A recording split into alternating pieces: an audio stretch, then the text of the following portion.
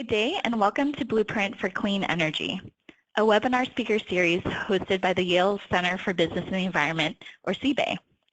The Blueprint for Clean Energy webinar series invites leading practitioners and researchers in the field of clean energy to talk about the latest opportunities and developments in the corporate, nonprofit, and public-private arenas. My name is Lynn Tran, and on behalf of CBAE, I want to thank you for joining us for today's webinar, the Green Bank Network, connecting leaders in green finance to share best practices and increase green investment. Before we begin, we would like to remind our listeners that we welcome any questions you might have, and we will direct them to our speakers towards the end of the talk. Please type questions directly into the GoToWebinar chat window throughout the presentation. It's my pleasure to introduce Jeff Schlub, the Executive Director of the Coalition for Green Capital. And with that, Jeff, please take it away. Thanks so much, Lynn, and really thank you so much to the Yale Center for Business and the Environment for hosting this webinar. Yale is doing incredible work to advance the field of clean energy finance, not only by educating students, but also through the wonderful publication of the Clean Energy Finance Forum. So thank you so much to you for hosting. Hello, everybody, and welcome to this really exciting webinar. Thrilled to be emceeing the event today. My name is Jeffrey Shub. I'm the Executive Director of the Coalition for Green Capital, and I'm going to be facilitating transitions for our speakers and managing the Q&A. But really, the speakers that were advertised in the invitation are really here, who we're here to listen to today. Just for some background, my organization, the Coalition for Green Capital, is a 501c3 nonprofit with a mission to rapidly grow clean energy markets through the creation of green bank finance institutions. So not surprisingly, we are thrilled to be working with the 6 founding members of the Green Bank Network from around the world, as well as the NRDC, to launch the global platform that we're going to discuss today. And so with that, let me introduce our incredible lineup of speakers so we can get right into the heart of the webinar. You'll have seen full backgrounds on all of our speakers in the invitation. They're all very impressive, and I won't go through them all at length. You can read the full backgrounds, but I'll give a brief introduction for each speaker right now. First, we'll have Reed Hundt, the Chief Executive Officer of the Coalition for Green Capital. He is the co-founder of our organization, founded in 2009, and has been leading the green bank development efforts in the U.S. for the past 7 years. Among many of his roles previously, he was the chairman of the Federal Communications Commission during the 1990s, and he's also a Yale and Yale Law School alum. Then we'll have Doug Sims, the Director of Strategy and Finance at the Center for Market Innovation at the Natural Resources Defense Council. He works on a wide range of issues related to renewable energy deployment, including green banks and green bonds. And prior to joining NRDC, Doug helped finance energy and infrastructure projects around the world as a project finance attorney. Then we'll have Michael Friedlander, the Managing Director at the New York Green Bank, in charge of investment and portfolio management. He oversees investment and portfolio management at the New York Green Bank with a focus on origination, analysis, structuring, negotiation, execution, and ongoing portfolio management at the bank. And prior to joining the New York Green Bank, Michael was the Chief Operating Officer and Chief Financial Officer and the Asia Pacific Chief Risk Officer for APG Asset Management in Hong Kong, a Dutch pension asset manager with 309 billion euros under management. Then we'll hear from Gavin Templeton, the Head of Sustainable Finance at the UK Green Investment Bank, where he leads the green team at the bank. He's responsible for all of the organization's external and internal engagement on green issues and leads the sustainability element of the Green Bank's work. And then finally, we'll hear from Bert Hunter, the Executive Vice President and Chief Investment Officer of the Connecticut Green Bank, where he leads the development of new and innovative financing programs at the bank. This includes a $60 million solar lease fund with U.S. Bank, a $10 million solar loan product crowdfunded with Mosaic, and $70 million in commercial PACE loans, 30 million of which were securitized last year through a very noteworthy securitization. So obviously we have a tremendous amount of know-how and experience in the green bank world in all of our speakers today, so I think it's going to be a really rich and exciting discussion. And with that, I'd like to turn it over to the CEO of the Coalition for Green Capital, Reed Hundt, to set the context and really give us the stage for understanding where the Green Bank Network comes from and why it's so important to the clean energy finance movement. Reed, I'll turn it over to you. Thank you, Jeff. Thank you, Lynn. I wonder if the slides could be advanced to page 4. I'm only looking at the opening slide now. That's it right there. So my job, everybody, is to set the table. And the table is a table that has trillions of dollars on it. So here's the truly big picture, rounding off to very big numbers. The global economy is about $80 trillion in GDP. In a good year, about 25% of that number is invested globally in everything that makes the world work. In a bad year, about 20% is invested. We've had some good years and some bad years over the last 10 years, but the range has always stayed between 20 to 25%. 1/10 of that investment goes into energy. Roughly speaking, about $2 trillion a year. The great majority of that global investment today goes into the carbon business. That investment is in the categories of looking for carbon, pulling it out of the ground, and burning it. It tends to be a very capital intensive activity. And of course, it has two corollaries on a global level. Typically, the energy that is produced is not affordable for most people in the world, and also the impact on the environment is not affordable for anyone in the world. The goal of everyone who cares about improving the quality of life for everyone in the world and having it be that we stop climate change is not to reduce the total amount of investment. It is not to impoverish the world by reducing the standard of living. It is rather to switch the direction of that investment. $2 trillion a year is a good number to be committed to energy investing on an annual basis, but it needs to be directed not to carbon, but to the new clean power platform. Very specifically, we need to achieve a goal of having between $1 trillion and $1.5 trillion of investment annually going into the new clean power platform. That means, depending on how you count it, we have to either double, triple, or quadruple the existing investment. People can debate exactly what the multiple is, but there isn't any significant debate about the fact that the global investment in carbon really needs to become a global investment in the new clean power platform. This is the big switch. I know personally that this can happen for the following reason in my own life. I became, as Jeff said, the chairman of the Federal Communications Commission 23 years ago. And at that time, global internet penetration was about 1%, and global mobile penetration was less than 10%. At a rate of hundreds of billions of dollars of new investment per year, the entire world built a completely new communications platform. By 2020, 80% of all adults in the world will have a smartphone, and all those smartphones will produce internet access. In about 25 years, we will go, therefore, from very tiny penetration of mobile and of internet access to 80% of all adults in the world having both mobile access and also having mobility and stationary connectivity to the internet. That big switch in communications is the same in the order of magnitude as the big switch that we need in investment in energy. All big switches in all industries involve substituting the new for the old. All substitution, it has to be based on the idea that the new thing is faster, better, cheaper, or it is completely brand new. It's not really possible to convince people that receiving electrons that are made from the sun or from the wind is a different experience than receiving electrons that come from combustion.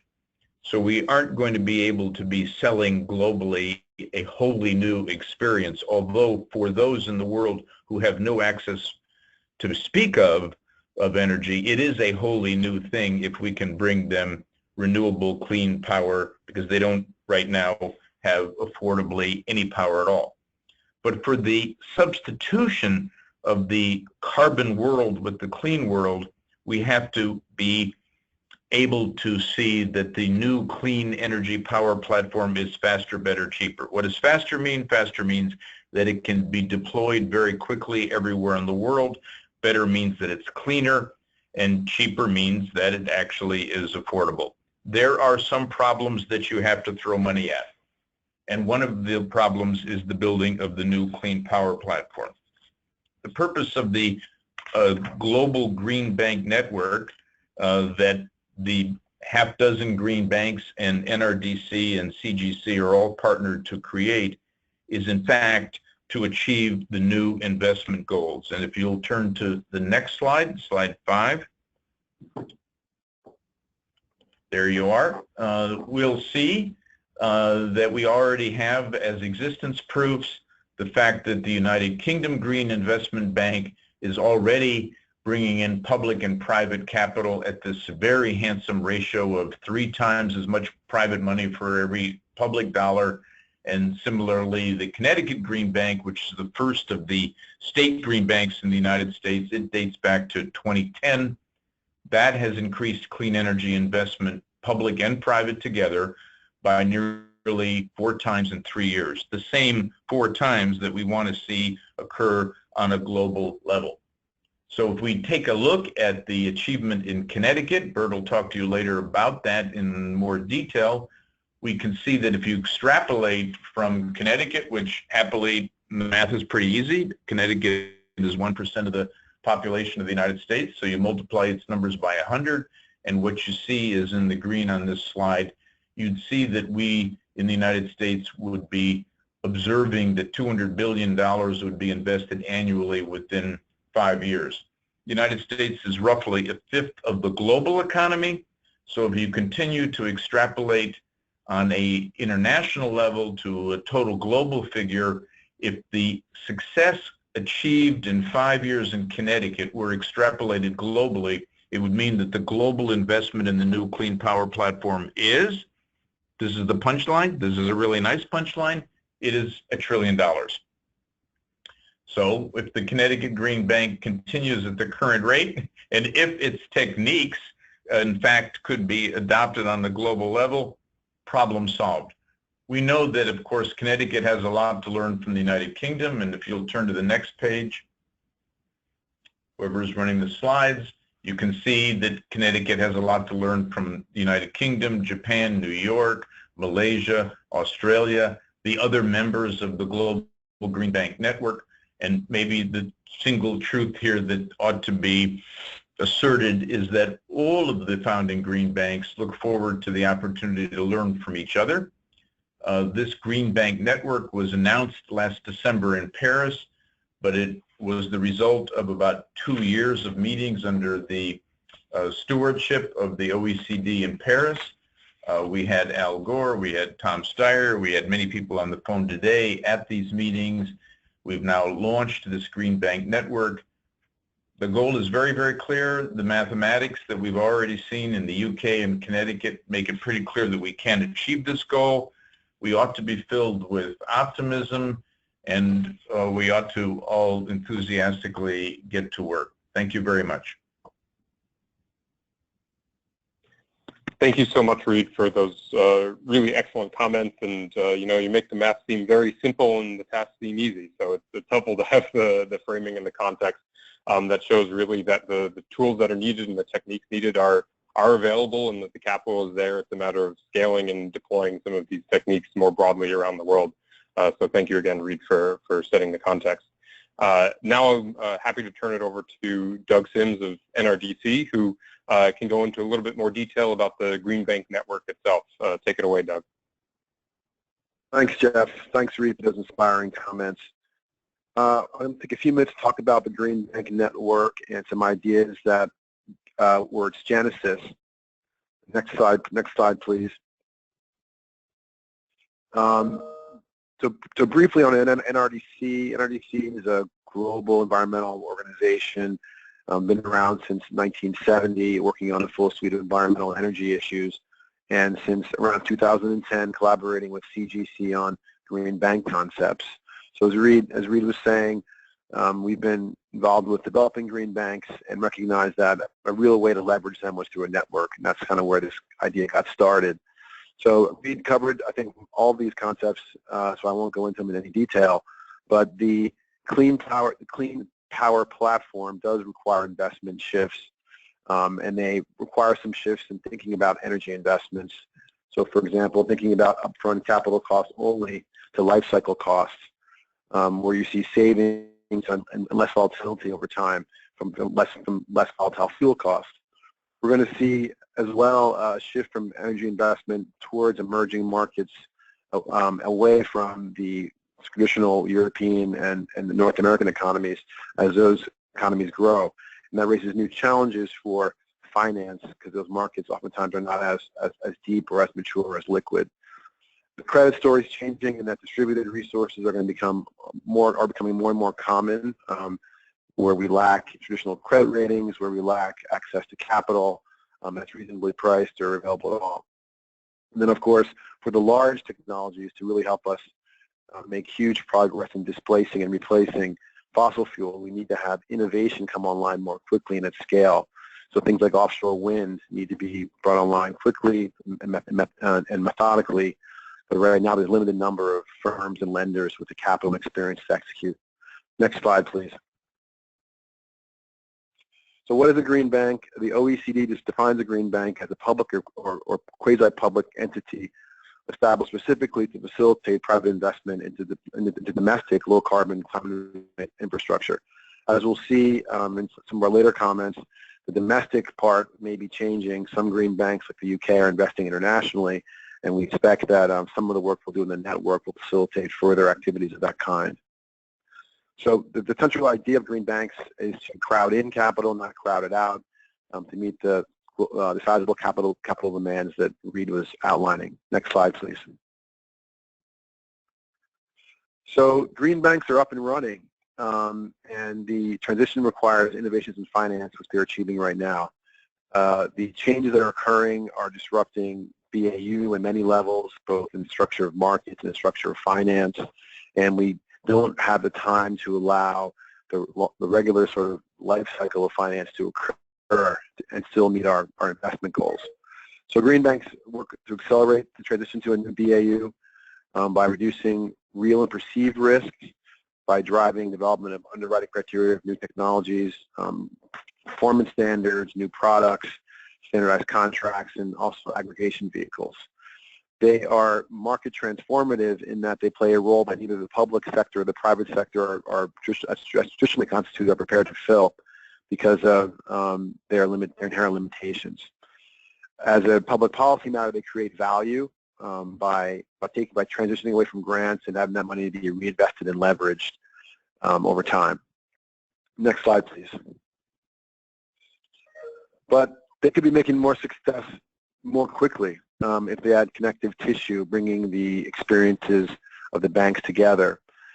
So as we said, there's a lot of things happening all around the world, in Asia, in North America, South America, Africa, Europe, really custom built, locally appropriate, but internationally transferable PPP, public-private partnerships that allow markets to grow more rapidly.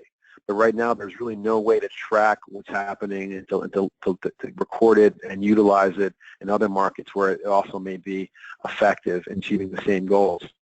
Next slide, please. So the Green Bank network creates that connective tissue and fills a clear demand and a need.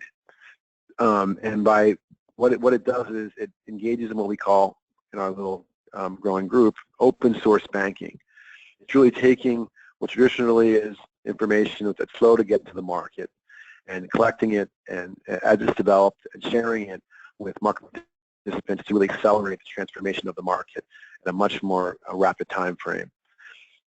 Key in this idea is standardization of contracts and structures that reduces risk. Investors don't like novelty. They like things that are the same, that are investable, that are proven to work.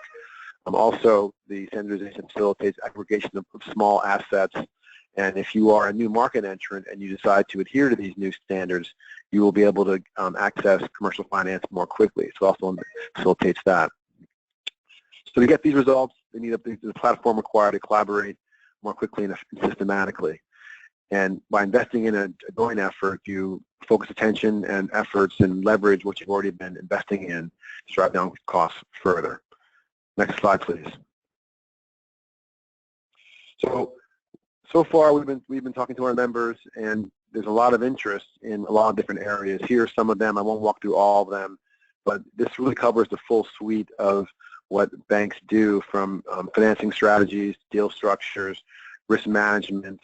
There's some green specifics here, like how do you measure green performance? How do you monitor and verify? How do you actually create demand for things like energy efficiency, which are hard to create demand for? How do you deploy first of its kind, second of its kind technologies that are new to a jurisdiction in a way that is minimizing the risk?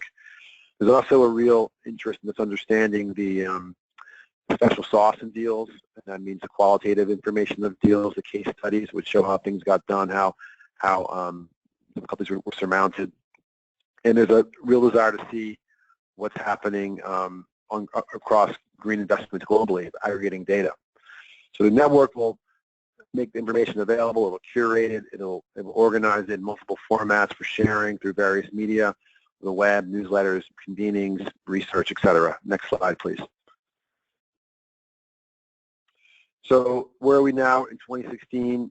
GBN is building its infrastructure. NRDC and CGC are working with the founding banks through an iterative process to figure out what are the successful and less successful networks out there that we can learn from. What are the governance structures that the bank should be using to make a fluid and effective organization? What are the most important things that banks need help on and are prepared to share experiences on, and figuring out through surveys and through market studies that are underway is how we're achieving that.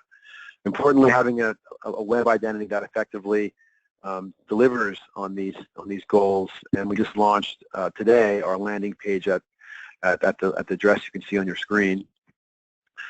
Critically engaging key partners. There's green finance windows in many institutions around the world. In the U.S., there's many in California, and there's other ones in New York and in the Midwest. Of course, the development finance institutions around the world have been lending this way for many years. Our efforts now are to engage in outreach to those institutions and collect their best practices and their participation in helping accelerate this process to have the maximal global reach. And then we'll have traditional convenings where we identify areas for further research based on what the market sees as a need. Next slide, please. So this is just a representation of what the Green Bank Network is.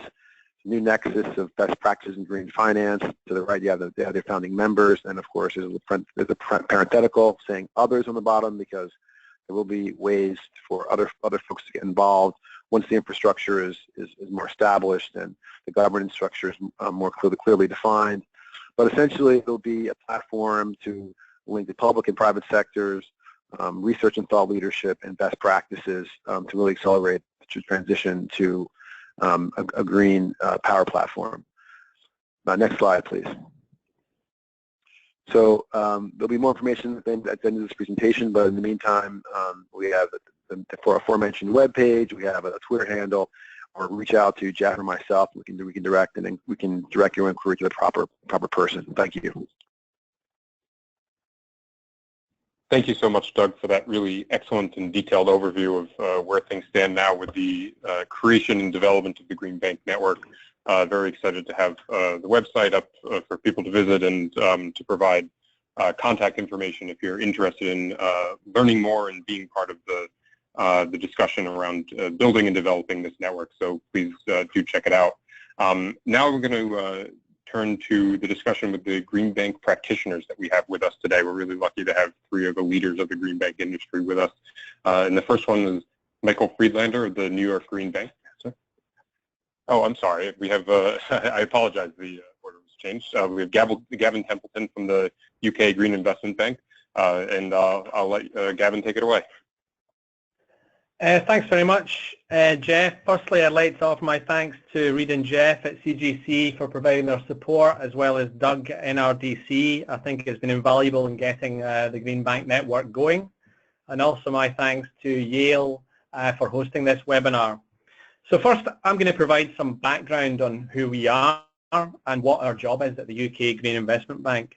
Then I'll provide information on our activities in terms of both the different sectors where we invest and the type of investors that we invest alongside.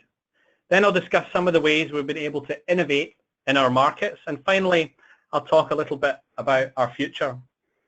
But first, why? Why was the UK Green Investment Bank set up?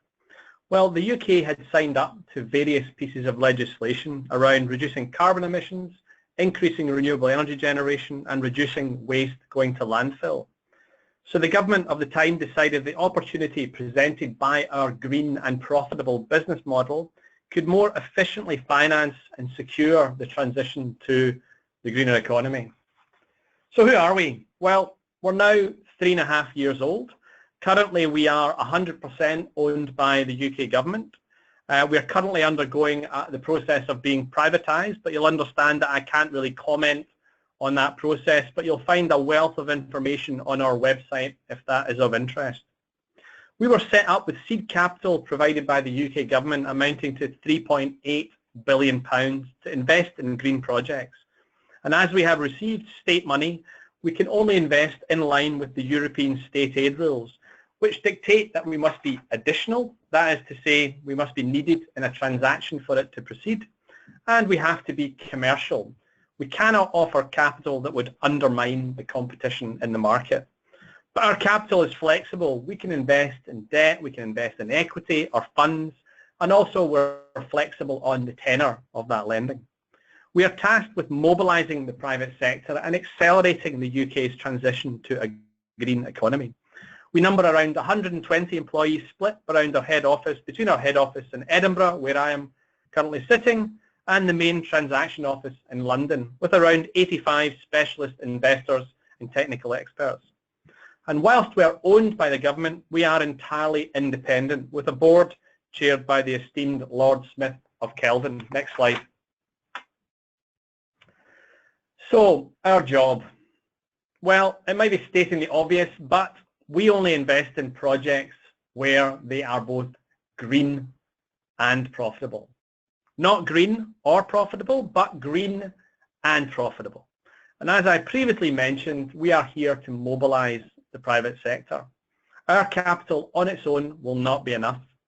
The capital gap identified in the UK to meet our targets was something like £160 billion until 2020. So we must crowd in the private sector. We are also unashamedly commercial. The capital we need will not be invested unless we can show the market that it is possible to be both green and profitable. That is a challenge which is replicated across the world. I also mentioned that we are restricted where we can invest, so we can only invest where there has been a market failure. So we have 4 main investment areas, those being offshore wind, waste and bioenergy, energy efficiency, and onshore renewables. Next slide, please. So, where are we now? Well, so far, we have committed £2.6 billion of the £3.8 billion into 74 projects, mobilising £10.6 billion in total to support UK green infrastructure. As Reid said at the start, that is £3 of private sector investment for every £1 of GIB capital. And we've invested in every part of the UK and in all our sectors. Our projects have ranged from capital of £100,000 for smaller energy efficiency projects to over £1.5 billion for one of our large offshore wind investments. We have set up 8 funds with £510 million across our sectors to reach the smaller end of the market. And we have had significant green impact. On renewable energy, the lifetime generation of our assets when they're constructed will be something like 356 terawatt hours. That is equivalent to supplying 4.6 million UK homes a year. That is equivalent to the domestic demand in Scotland, Wales and Northern Ireland. On greenhouse gases, our lifetime savings will amount to something like 80.9 million tonnes. That is equivalent to taking 2.1 million cars off the road for each year our assets are operating, equivalent to removing all the cars from Wales. And on landfill, over the life of our investments, we will avoid 55.1 million tonnes going to landfill. That is the equivalent of 2.2 million homes in the UK. That's equivalent to all the local authority waste in London and the southeast of England. Next slide, please. And we are attracting new investors. Some of those investors who have never previously invested in UK green infrastructure. And the total number of investors is approaching something like 100 now, and you can see them on your screen now, and you will recognise a lot of those as household names. So new co-investors in the past year include BlackRock, who are partnering with GIB in an offshore wind transaction. Also, Greater Manchester and Strathclyde local pension funds who are investing alongside us in a small-scale onshore renewable energy fund. Our role to de-risk the sector for other private sector investors is working. Next slide, please. And you can see that on this slide. After 3.5 years of operation, we are now a key part of the UK's green economy in the sectors where we are mandated to invest. When GIB was set up, it was often said that if GIB was involved in your project, there was something wrong with your project. People now ask if GIB is not involved in your project, whether there's something wrong with it. So from 2012 through the past 4 years, in the areas where we can invest, we were involved in just under half the projects in 2012-13 to nearly 3/4 of all projects in the past year. Next slide. So we are making a difference. From replacing oil-fired generation with sustainable biomass in whisky distilleries in Scotland, some of my favourite projects, to on-farm anaerobic digestion in Northern Ireland. From offshore wind farms off the north coast of Wales to energy efficiency in poultry farms across England, we are making a difference. We are creating jobs and we're supporting the smaller end of the market. Our technical and sector expertise is showing that by our participation, we are able to de-risk the sector, lowering the cost of capital in the sectors where we invest.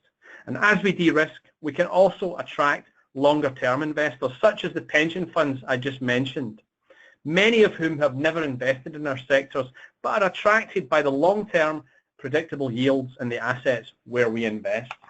Next slide, please. So now moving on to innovation. First off, GIB's role in the very early days in assisting the UK government to list the first yieldco on the London Stock Exchange. Now, yieldcos are companies formed to own operating assets, and they're important because they allow a wider variety of investors to gain exposure to green infrastructure as an asset class. So Greencoat Capital was the first of its kind in the UK. And since that original £260 million investment, we have seen another £2.1 billion worth of yieldcos listed on the London Stock Exchange. A great example of the catalytic effect of GIB. Next slide, please. We've also innovated in financing new technologies. So the aircraft you can see in that picture is actually the Airbus A380, and that is the Siemens 6 megawatt turbine, which is planted offshore. So GIB invested alongside our partners Dong and Marubeni in the first commercial deployment of this turbine. This was the first time that GIB had taken an equity stake during the construction phase of a project. These turbines are more efficient and can reliably capture more of the available wind energy, driving down generation costs. And this project went into commercial operation in June of last year. Next slide, please. And a great example of this is our green loan product, which is designed for the public sector energy efficiency market. Noteworthy as a spend to save model, the repayment can be sculpted so the borrower only starts repaying the loan once the energy savings have started to accrue. The product itself works perfectly for the LED street lighting sector, where we have been growing the market in the UK and recently closed our third transaction using the green loan. Now, as LED streetlights save up to 8% on energy costs with the associated carbon savings, they are winners both financially and environmentally. Next slide, please. And back on the technology slide, we took a stake in first of its kind gasification facility. This one is for waste wood. The Birmingham Biopower project was the first time the Nextera technology actually came from North America, had been used in the UK, and GIB played a key role in supporting both an equity stake via one of our fund managers and a debt stake. As with all our transactions, more details can be found on our website. Next slide, please. So we're investing profitably, absolutely key to what we do, with returns ranging from 5% for senior debt up to 14% on equity. And with that debt equity balance, we're already earning income, with the majority of the equity investments in construction. All investments are performing well with a portfolio return of around 10% IRR. Now, projecting forward 2 years with all the projects built and operational, i.e. even if we did nothing else, our income is expected to be between something like £35 to £40 million, and its costs below £25 million, they're well down on industry averages. So it is a profitable business and a green business, and it is this story that we believe can mobilise the private sector further. We've also reached second close on our offshore wind fund, which is investing in operating offshore wind assets, crowding in pension funds and sovereign wealth funds to a sector where many have never invested before. Its current size of just over £800 million makes it the largest renewable energy fund in Europe. Next slide, please. So what comes next? Well, we like to keep it quite simple. We want to do more. We're planning to keep investing, we're planning to keep innovating, and we're planning to keep on growing. And we're going to broaden our role to invest in more and more sectors and more geographies. An example on the next slide. We're expanding internationally. In March of last year, we announced the formation of a joint venture with the UK government to take our green and profitable business model to emerging markets. The initial pilot is for £200 million over the next 3 years, investing in India, South Africa, Kenya, Tanzania, and Rwanda. Once again, every project will be green and every project will be profitable. Once again, we are there to de-risk the investments, to crowd in the private sector.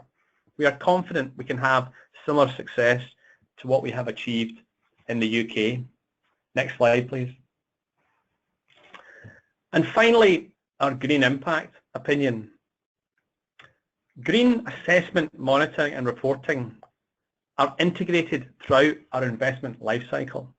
As investors, we take the green performance of our investments equally as seriously as we take the financial performance. So we have created a methodology for calculating the green performance, the green impact of our investments. We didn't find the necessary tools we were seeking in the market, so we decided to create them ourselves, a consistent and robust methodology. These are summarised in our Green Investment Handbook, and our approach is gaining traction amongst the investment community who are keen to use our methods. After international attention, we've now translated the handbook into Mandarin and Spanish, and all 3 versions can be found on our website. We created a green profit and loss and green balance sheet. The green profit and loss calculates the green impact generated by our operating assets. The green balance sheet shows our future forecast savings. We created a green risk system to assess the risk of not delivering the expected green impact. We look at impacts across a variety of metrics, including emissions and air quality. And now we're going to start offering this green impact opinion as a service to other investors who wish to do green like the Green Investment Bank and share the impact of environmental benefits of their investments with their stakeholders, created by investors for investors. Ultimately, we believe that projects which have a larger green impact will be more valued by investors, and by applying the rigour we have applied to over £10 billion worth of UK green infrastructure, we can start to bring more clarity on the question of how green is your investment across projects, funds and bonds. Thank you very much. Thank you so much, Gavin, for that really spectacular overview of the incredible work that your organization is doing at tremendous scale, deploying new technologies. And in addition to taking on innovative investment opportunities, the green measurement techniques you discussed at the end really highlight the kinds of leadership that green banks are taking around the world and really ought to be shared more broadly, which I think the Green Bank Network is really well positioned to do going forward. So thank you so much. And now I will ask Michael Freelander from the New York Green Bank to discuss his work at that organization, which is really taking some big steps forward with some new investments in the last quarter. And so I'll hand it over to Michael. Yeah, thank you. Good afternoon. If you could move on to the next slide. Basically, over the next few minutes, what I wanted to do is really parse my talk into three principal areas. First, I wanted to discuss a little bit the regulatory or the legislative environment that we operate in and how we came to be. Then the second part, I want to talk a little bit about how we do business within that environment. And third and finally, I wanted to give some examples of some of the projects that we've been involved in, specifically some of the wind things that we've been doing recently. If you could move forward 2 slides.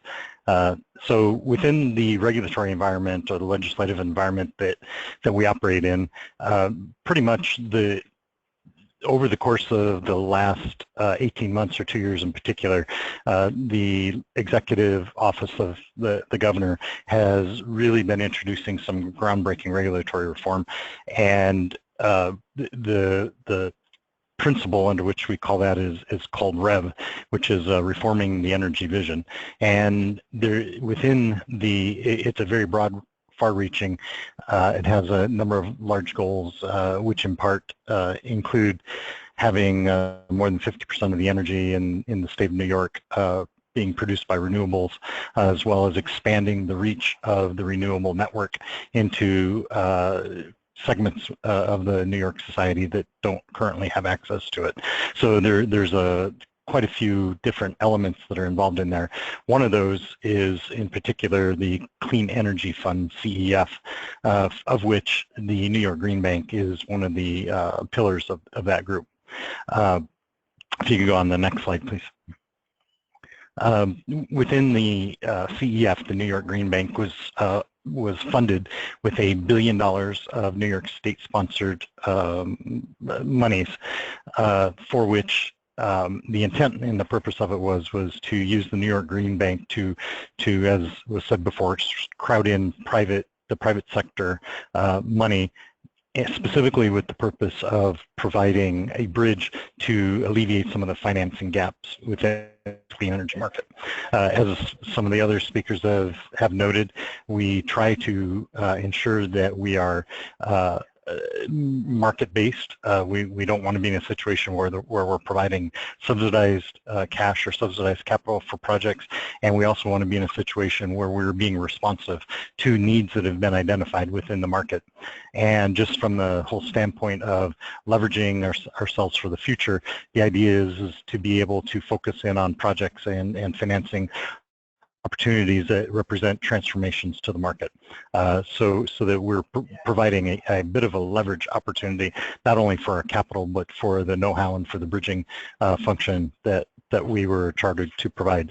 And of course, one of the biggest issues is reducing greenhouse gas emissions, and again, finally, mobilizing private sector capital within the New York clean energy markets. If you could move on to the next slide. Next slide as well, please. I'm sorry.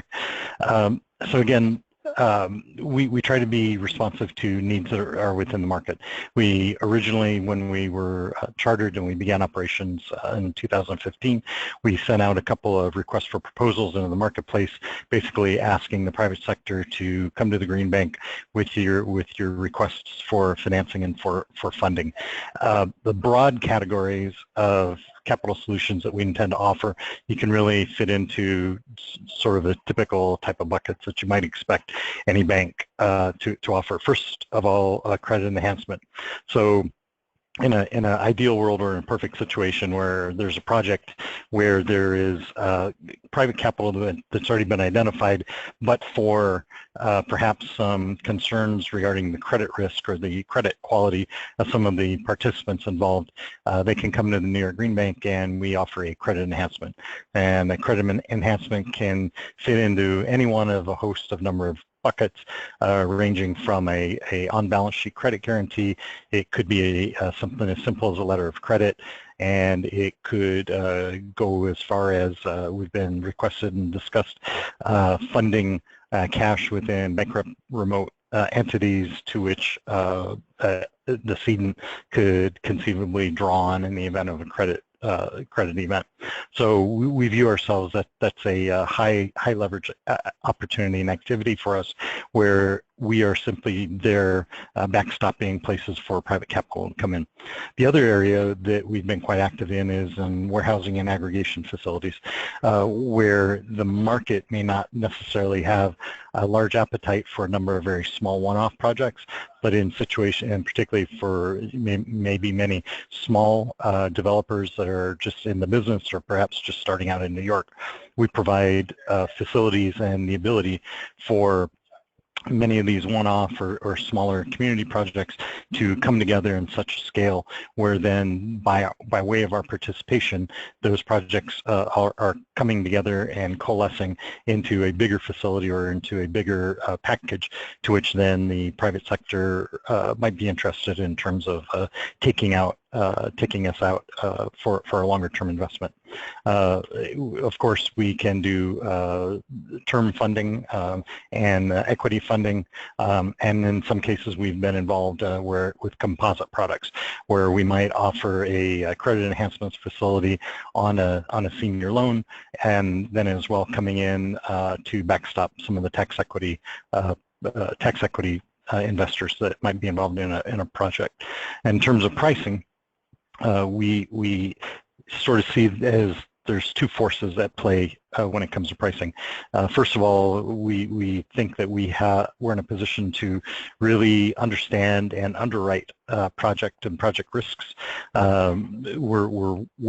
We're willing and able to take the time to truly understand those risks and actually reflect the pricing in terms of a risk-adjusted return. But then, of course, we go into the marketplace to try to find comparables and identify what are the commercial expectations for pricing of those type of risks. At the end of the day, we are a division of NYSERDA, which is part of the executive branch of the government, and so we have to consistently and constantly be able to demonstrate that we're being a prudent steward of ratepayer funds, which are ultimately the source of our funding. But as I mentioned, the whole concept is that we come in and we're catalyzing the bringing in of other private capital and demonstrating how these type of investments are potentially attractive on a bigger scale. Next slide, please. At the end of the day, our investment criteria, credit quality is paramount, and that is the principal element that we are looking at when we're evaluating, structuring, and negotiating our investments.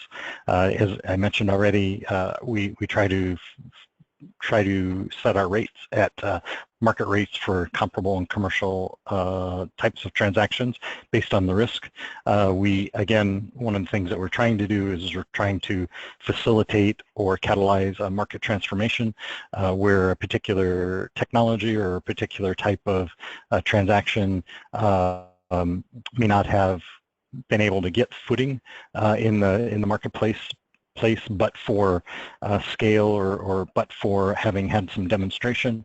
We'd like to be in a position where we can create that situation and create that track record such that on a going forward basis, the market would be comfortable and there's a track record and there's an ability for other banks and other financial counterparties to be able to be comfortable coming in and making those type of investments going forward. and of course, clean energy.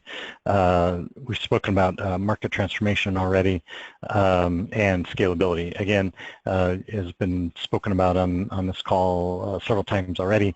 There's clearly a situation where there's a number of opportunities out there. There's many places for private sector capital to come in, and ultimately we are trying to put ourselves in a situation where we are creating and demonstrating projects that can be scalable and can be taken up by the private sector. Next slide, please. Next slide, please. So basically, I just wanted to, at this point, talk about some of the deals that we've been involved in. We principally have been looking at, over the last year or so, two segments: energy efficiency and renewables.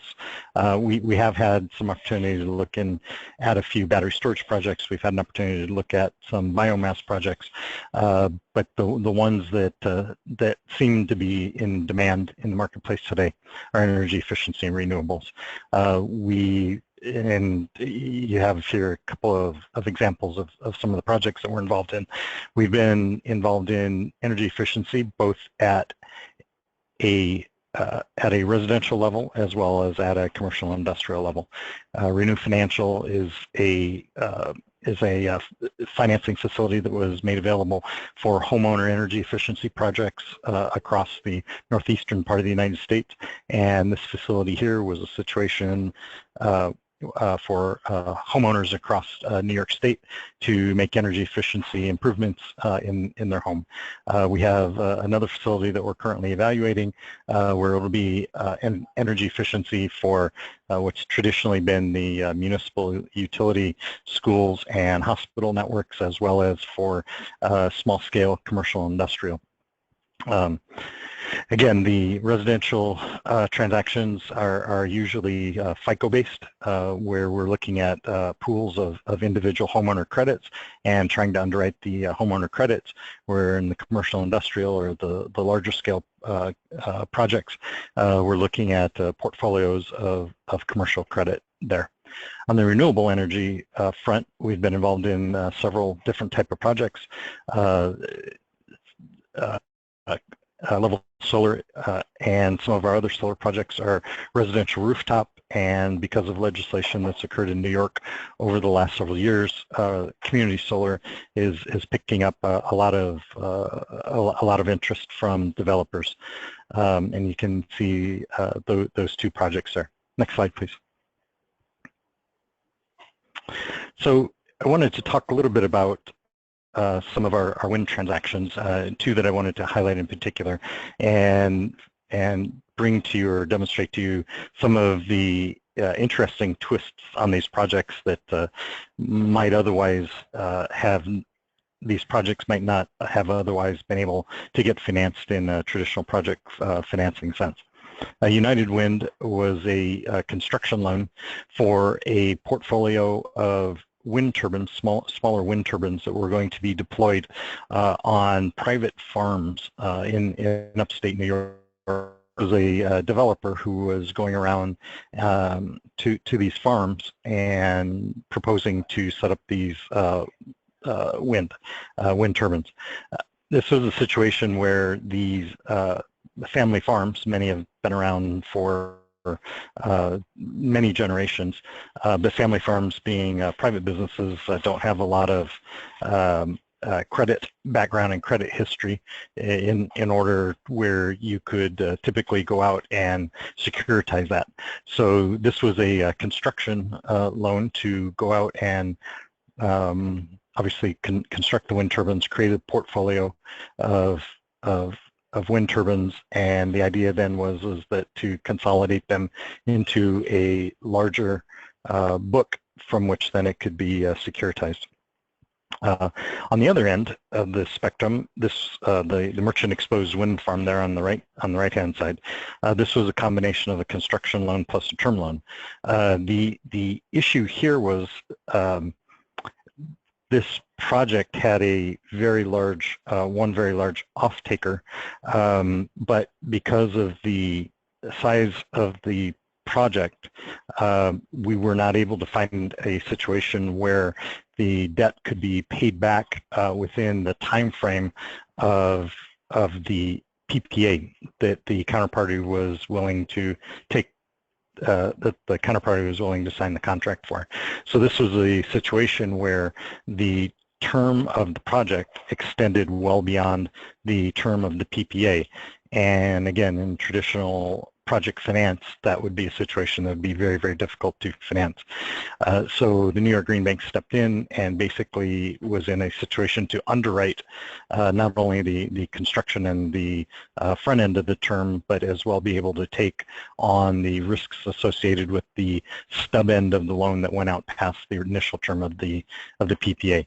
In both cases here, a situation where you have a bunch of small wind projects that were being built for counterparties that had limited or no credit history, and on the other end where the wind project term was out beyond the PPA, or for which we would have future power prices that we could use to underwrite the risk.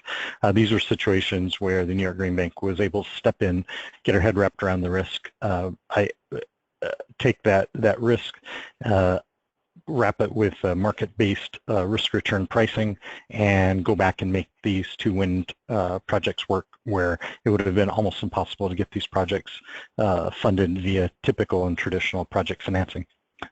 Next slide, please.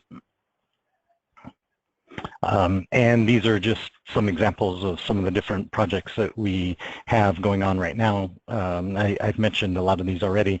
Energy services, where the payment stream is being used to securitize a pay-as-you-save type of a agreement, where the capital investment goes in up front, and then the savings are used to pay the initial investment. Community solar I've mentioned already. Microgrids are a big part of the original REV, and so there's a lot of work going on REVs. Going on microgrid and different elements of microgrid. Battery storage, particularly in a very dense, demand-limited regions such as New York City. Battery storage is getting a whole lot of interest, as is CHP across New York City. Next slide, please. So basically, the way you work with the New York Green Bank is we have an open solicitation window on our web portal. We have a couple of outstanding RFPs, and we're constantly in the process of developing more to put them out there, where developers or individuals can go to the website, they can put together a project proposal, submit it to us. Generally speaking, we grade the project proposal in accordance with the criteria that I've mentioned before. We get back to the proposer generally within 7 business days with regard to whether or not and if the project proposal meets our evaluation criteria, at which point in time then it's a very straightforward due diligence process, an underwriting process, and then ultimately a funding. And that's all that I have to share for today. Thank you so much, Michael, for that really wonderful overview of the New York Green Bank and some of the first projects you all are rolling out. And I think it's interesting to see the different models that green banks are taking around the world. And as you said, the market reactive approach that the New York Green Bank has taken is a really interesting model that I think would be really valuable for a lot of other potential organizations around the world to adopt. And it's a good way to keep your finger on the pulse of what exactly the market needs and how the Green Bank can fill the market gaps. And then finally, last but not least, I will turn it over to Bert Hunter from the Connecticut Green Bank. Thank you, Jeff, and good morning, everyone. Jeff, can you hear me? Yes, we can. Great, perfect. So first off, I'm delighted to be with you this morning, or actually this afternoon, to share the stage with Reed, Doug, Gavin, and Michael. Lots going on in the UK and in New York in the clean energy space. It's fantastic to hear about the progress that these two green banks are making, and ever so thankful for the work that the CGC and the NRDC are doing to help establish the Green Bank network. So thanks very much. Next slide, please. So I'll be talking about some of the ways the Connecticut Green Bank has worked with other lenders and investors on a co-investment basis. But before I do so, I'll offer up some context about the Connecticut Green Bank, a bit about how we structure our programs and products to crowd in private investment and deploy green energy projects. You've heard a lot this morning about the catalyzing effect of green banks, and we hope to show you that we're doing our share there. Then after we take a closer look at a few co-investment structures, I'll touch on the impacts we're having and point you to where you can find out more information on that score, since we have a limited amount of time today. Next slide, please. So what is the Connecticut Green Bank? So we're the first state-level green bank in the U.S., thanks to our Governor Malloy, pictured here, and support from the Coalition for Green Capital. They worked with the legislature to bring the Green Bank forward as a part of major energy legislation in 2011. This with the idea being that the old incentive model isn't sufficient to really move the needle in reducing energy consumption intensity and achieving a meaningful reduction in carbon emissions. It will take a significant amount of capital investment to get us there, as Reed mentioned earlier on, capital that the public sector just does not have, but which exists in the private sector in ample supply. But as we know, the public sector, particularly through green banks, can play a catalytic role in getting that private capital into the market, as you've already heard this morning from both Gavin and Michael. Next slide, please. So we're a quasi-public organization, and as our CEO, Brian Garcia, likes to say, it's an organization with public sector goals and private sector discipline. We can raise capital through bond issuances and an array of structures, a few of which we'll explore here today. We can establish a special purpose entity, the SPEs, to protect lenders and investors, secure collateral and cash flows, as well as appropriate, limit recourse to the Green Bank for its own protection. Our focus is to finance clean energy writ large, so we include energy efficiency in that definition. And our balance sheet at $130 million has roughly doubled in the last 3 years, as we have seen the Green Bank model take hold here in Connecticut. We're supported by a charge on most electric bills in Connecticut, with the exception of some municipal utilities, which have a small share of the market, as well as revenues from the Regional Greenhouse Gas Initiative, or RGGI, the Regional Cap and Trade System. We also have other sources that we can pull from, such as the federal government and some foundation funds. We've been successful at that. So together, our Green Bank is supported by about $30 million or so in annual revenues, which we then put into the market with our investment partners. Next slide, please. So I've actually spoken enough about what we do, so let's keep flipping to the next slide, please. So part of our structure is a board of directors, 11 strong.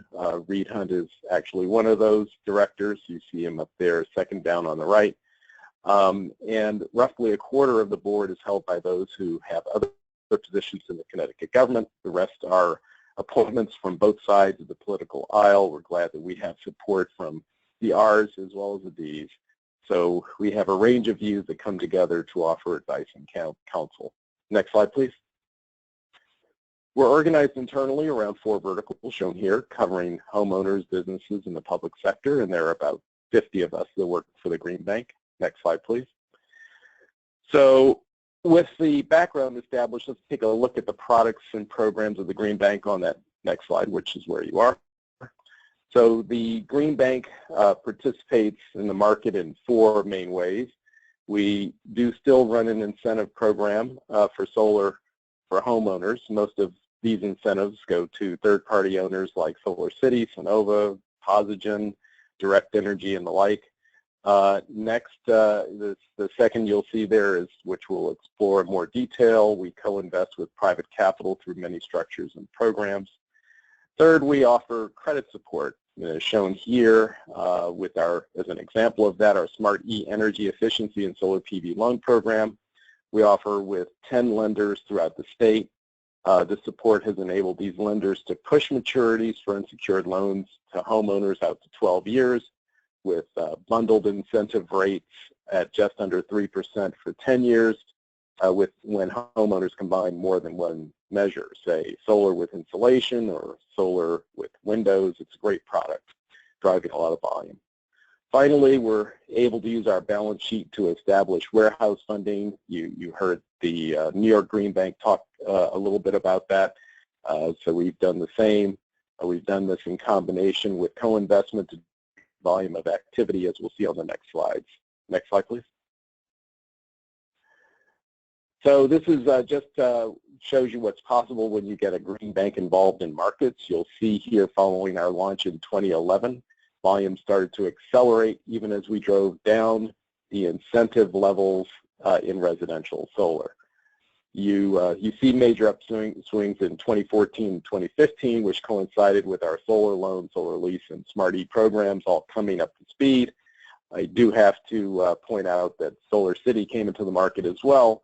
So more than just the Green Bank was at work here, but we are definitely a significant part of the story. Next slide, please.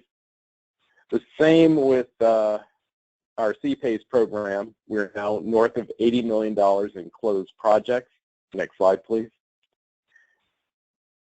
And some good diversity on the project side, with a bit more than half going to solar and the rest going to energy efficiency or a combination of projects. Size-wise, we average about $700,000 per project. We're also home to the largest CPACE project to date, more than $8 million for energy upgrades to a commercial office building in Hartford that was closed by Clean Fund in December, showing not only is size at play here, but also direct investment by private capital, which is our key objective here. Next slide, please. Great example of warehousing and co-investment here. We securitized, as was mentioned by Jeff earlier on, a number of these CPACE benefit assessment liens and placed those green bonds with Clean Fund. They took the senior position. We hold 2 classes of junior bonds. And yes, we will be offering up those Green B bonds to the market sometime later this year, we hope. Next slide, please. And we got some, if you click again, please.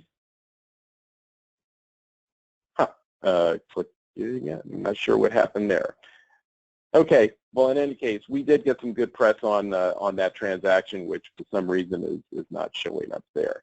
And I did want to point out that we've also closed a $100 million facility with Hannon Armstrong, and that facility will enable us to leverage our capital by a factor of $9 for every dollar of public funds. So we'll be using that facility a lot this year. Next slide, please. Okay, so let's go to the next slide and focus in on co-investment. Next slide, please.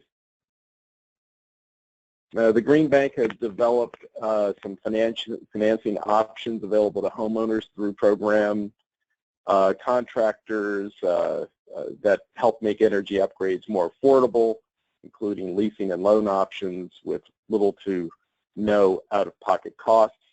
We'll take a look at these in turn, the solar loan, solar lease, and the Posigen facility. Next slide, please.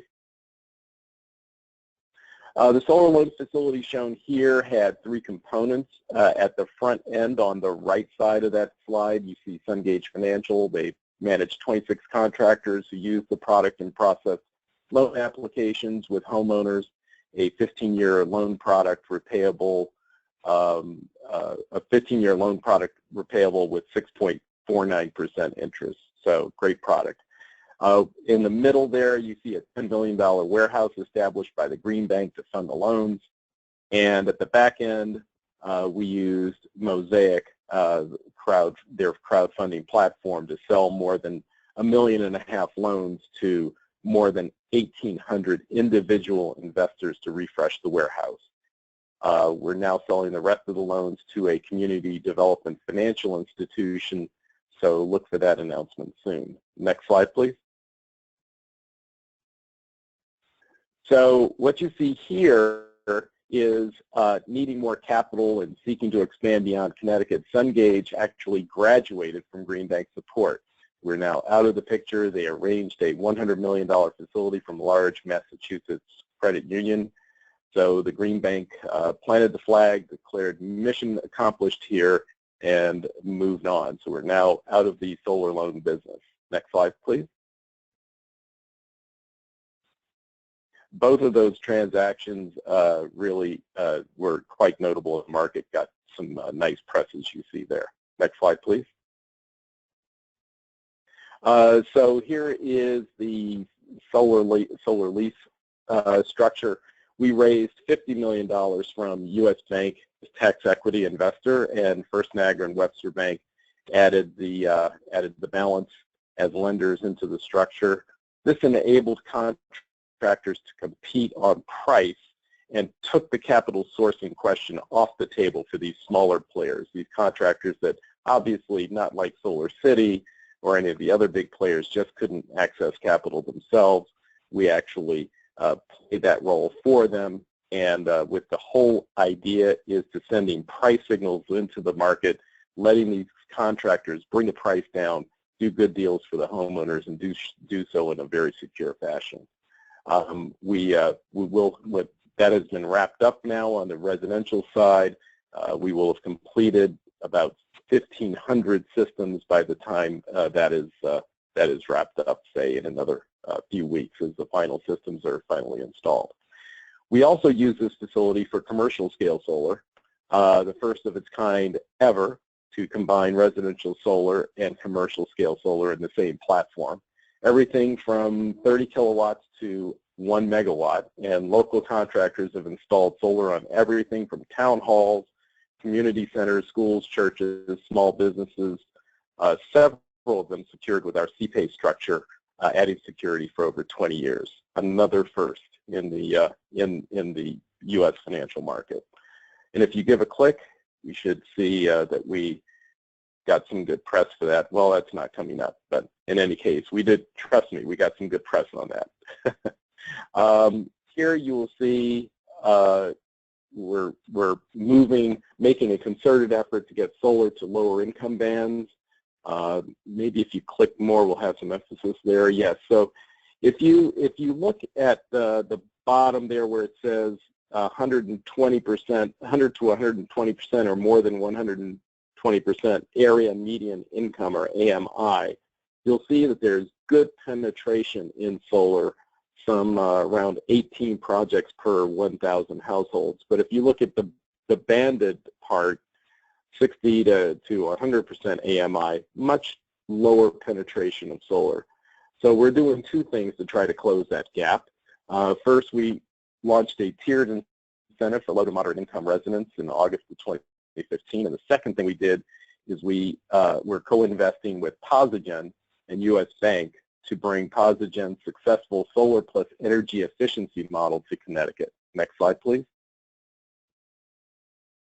So what that does is for these income-challenged households is to reduce the percentage of household income that is spent on energy from 5% of household income to less than 3.5%. That is meaningful change, and the Green Bank and Posigen are making this happen in these economically challenged communities. Next slide, please.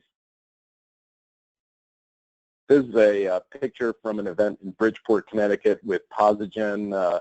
That is Governor Malloy on the right at the home of Susan Young in the middle there. She had a total solar makeover and EE makeover for her home, sliced her monthly electric bills by more than 80%, and in the process became a Posigen salesperson. In fact, I think she sold some solar to the governor there that very afternoon. She's quite enthusiastic about her system. Next slide, please. And here's the result. Just take a look. I love this picture. It's solar on those smaller homes there, all in a row. This is really great progress. Next slide, please. So what's the impact? Just keep moving. Thank you. As the center column shows, in the last 4 years of the Green Bank model, we have delivered almost twice the investment that was achieved in 11 years under the subsidy model. of the Clean Energy Fund. But more than that, our transactions will result in 925,000 tons of lifetime CO2 reduction. That was achieved in 2015, more than 3 times the prior year, and bringing our 4-year total to just shy of 1.4 million tons of CO2 reduction. Next slide, please. If you want to know more, go to our comprehensive annual financial report, or CAFR. There's a link at the bottom of this page, and the presentation here will be posted the webinar, so you can go there and find out all about it. It's really full of rich details on what we're doing at the Green Bank. Next slide, please. And that'll pretty much wrap us up. So with all this, really resulted in some good press. We had some fun making up some headlines, but that last one there with President Obama was not made up. He actually did give us a shout out, which we appreciated. And anytime you're in the same sentence as Goldman Sachs, you must be doing something right. So, we're going to keep doing the good work at the Green Bank. And next slide, please. If you want to find out more about us, there's the website. And pleased to take some questions. I do have to cut it short, though. I have to leave a little early because I'm working on our green bond issuance. So, but thank you very much for having me this morning. Thank you so much, Bert. Really appreciate that wonderful presentation, and thank you to all of our speakers for a really rich and informative discussion. I think, and frankly, it's inspiring to see the kind of innovation that all of your organizations are experimenting with and using. And I think you can really see the kind of market leadership that green banks are demonstrating, and immediately recognize the value that will come from having a network and a platform dedicated to sharing these innovations with key stakeholders from around the world. I also want to say, before jumping into the Q&A, because we do have a few minutes left here for questions and answers, that the Green Bank Network will actually be hosting a series of webinars just like this, and the next one will highlight the work being done by our founding Green Bank Network partners from the Asia-Pacific region, with speakers from green banks in Malaysia, Japan, and Australia. So do stay tuned for more green banks and more information like this, but addressing different markets. So now I will open it up for Q&A. We've had a huge number of questions streaming in throughout this, and so I'll throw out some questions, and I'll identify a couple of the speakers that I think might be best suited for answering them, or I might throw them out to the whole group. The first one I'll put out to, I guess, Doug, yeah, maybe the whole group. The question is, do green banks invest only domestically, or do they also invest outside their own markets? And do the green banks invest just in projects, or will they invest in clean energy startup companies as well? Maybe we'll start with Gavin on that. So from our example, you know, we are project investors. We only invest in projects. Obviously, we're flexible in the type of capital we provide, but we don't invest in companies directly, and we don't invest in early stage startups or venture efforts.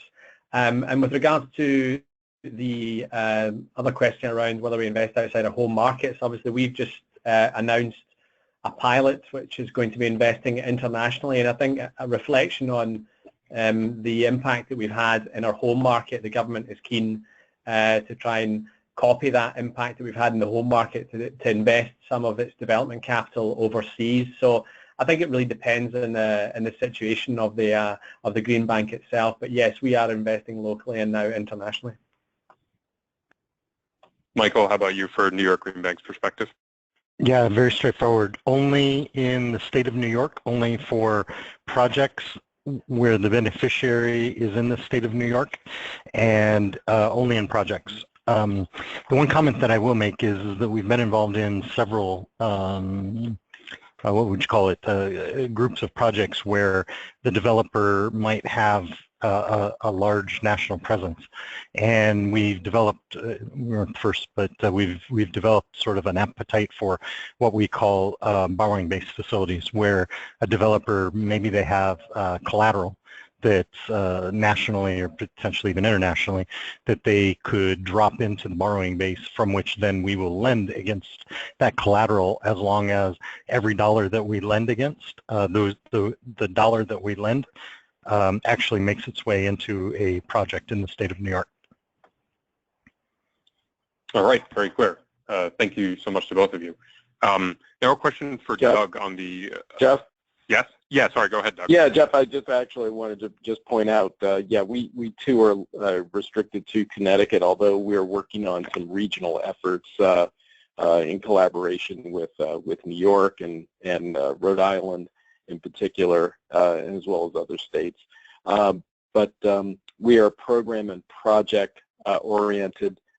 We shy away from venture projects, but those are off the table for us, but we will use our balance sheet to bring technologies that have been, say, established overseas to the U.S. And two examples of that, we're working on a district energy project in Bridgeport, Connecticut, that is going to bring technology from Denmark that's well established over there with circulating hot water that is at low pressure, and also an Archimedes screw pump for hydroelectric power that both of those will be brought forward this year or within the next, say, 12 months.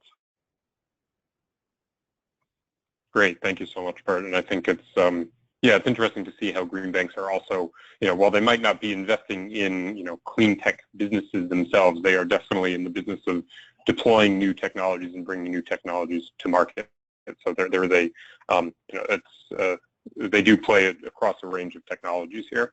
Maybe we'll turn it over to Doug, because there's a good question here about the Green Bank network itself. The question is, are there any plans for green banks and the Green Bank network to collaborate and align efforts with development banks, multilateral and national development banks, as well as dedicated funds like the Clean Energy Fund in financing the transition to a low carbon and resilient economy? The answer to that is yes. We're reaching out already to some of the leading DFIs. They have so much to offer in terms of both the project level, underwriting projects, but also knowledge transfer. For example, the IDB has done a great job of teaching local second-tier banks how to underwrite renewable energy, and that's really critical to market transformation. So I think as we continue our diligence, talking to commercial banks, DFIs, other kinds of institutions, we're trying to incorporate best practices, not reinvent the wheel. How that develops in terms of participation and informal partnership, I think that'll be decided by the members down the road. Great, thanks so much, Doug. How about a question for Michael? How open is the New York Green Bank to quote unquote small projects such as community level hydro and similar technologies? It's an interesting question because, of course, one of the issues that we concern ourselves with is scalability.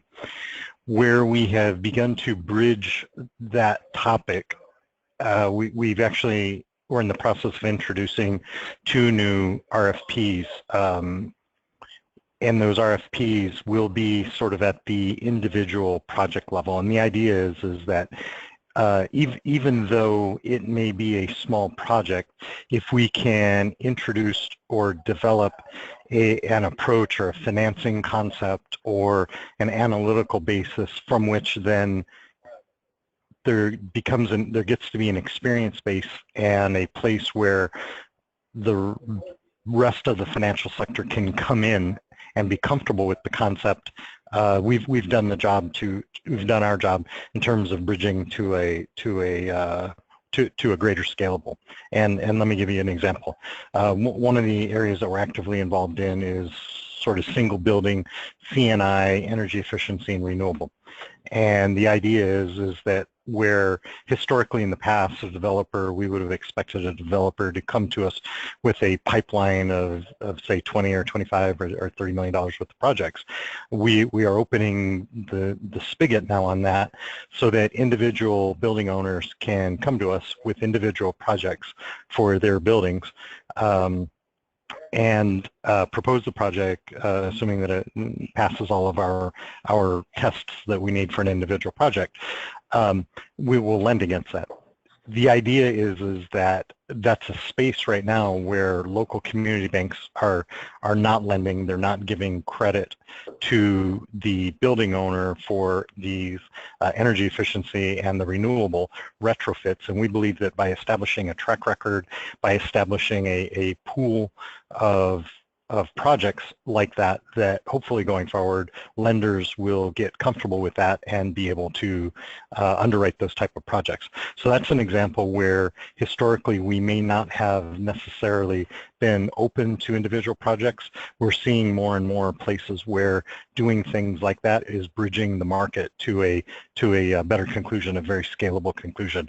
And in terms of hydro, as it was requested, historically, I don't think we have had any hydro projects that we've looked at, though we don't discriminate, and would welcome anybody who's interested in submitting a project such as that.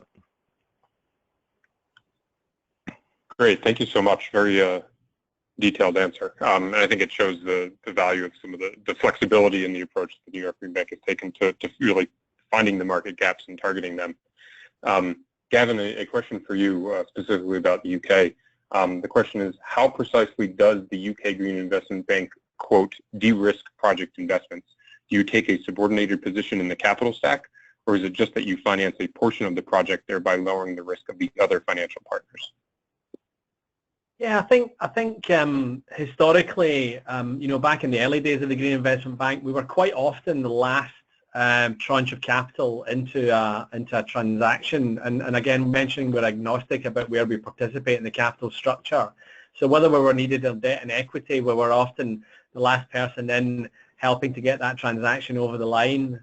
Whereas these days, we're quite often requested to come in order to attract other sorts of investors. So whilst we don't take a subordinated position necessarily, we are, by our participation in that transaction, they can attract the private sector capital in to make that transaction work more quickly.